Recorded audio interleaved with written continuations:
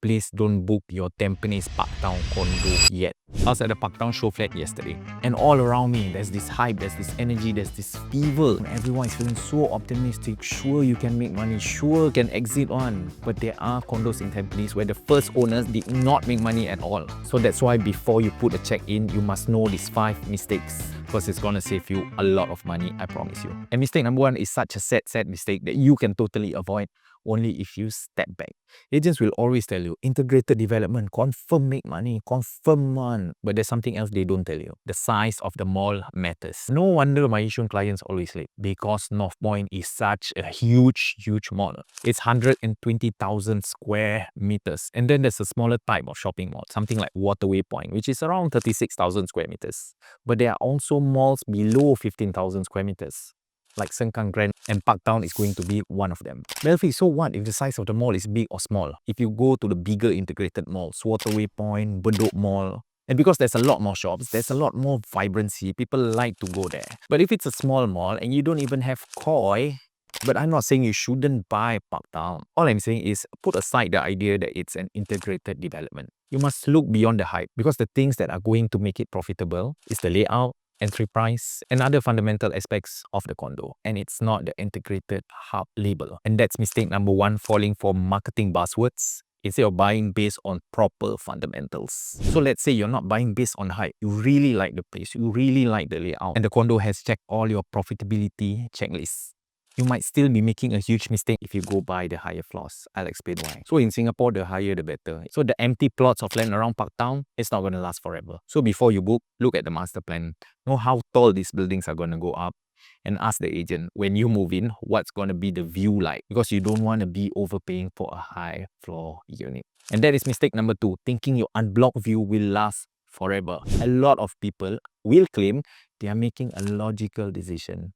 But in fact, developers know you are always making an emotional decision. Especially if you're a first-time condo buyer, you need to be aware of this. Singaporeans like high-floor units, they like pool view units, and developers know how you think. So they're going to charge you an extra 5 to 8% for these premium views. So for example, units at Botanic and Padley, the pool-facing units had a 5% premium. And there was also a 7% to 8% premium for every floor as you go up and up and up. So that means the price difference between a low floor and a high floor could be as high as 15%. But that's not all. This is the worst part about swimming pool views. You're gonna pay an extra 5% premium for it, plus noise.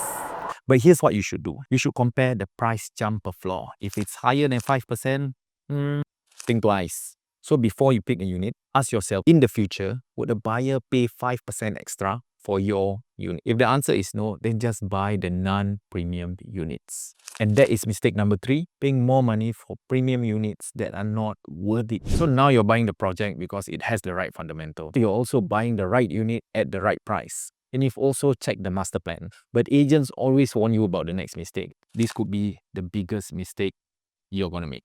Just buy the biggest unit. The bigger the unit, the more the square feet, and then the higher your profit.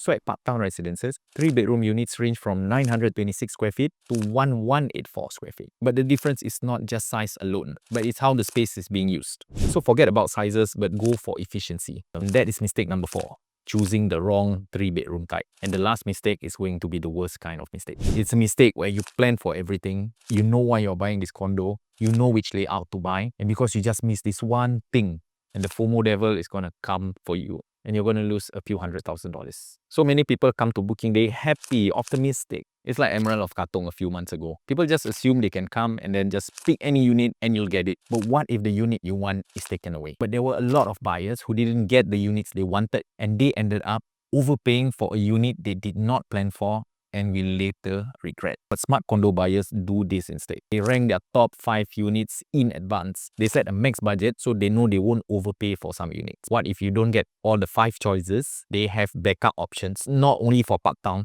but for other projects. So when the developer say, sorry, your first choice is gone, then you can say, it's okay. So that's mistake number 5 you should avoid. Not planning your 5 choices in advance, or not having a stop limit to the price you are going to pay. So those are the 5 mistakes you should avoid, especially buying a very hyped up condo like Parktown. But if you're buying a resale, it's a totally different game. So watch my video on the hidden cost of buying a resale condo in Singapore.